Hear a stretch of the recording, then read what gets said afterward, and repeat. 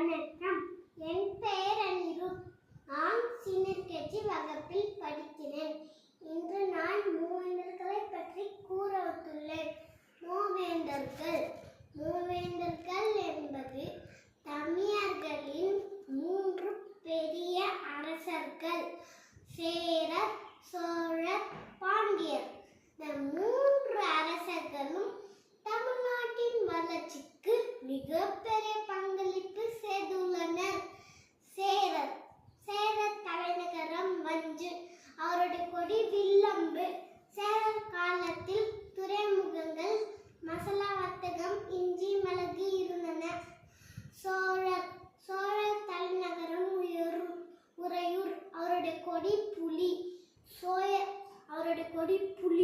சோழர் நாடு பொற்காலமாக இருந்தது. கரிகாலன் சோழன் கல்லணை கட்டினார். சோழர் காலத்தில் பெரிய அணைகள், நெல் வயல்கள் இருந்தன. பாண்டியர் தலைநகரம் மதுரை.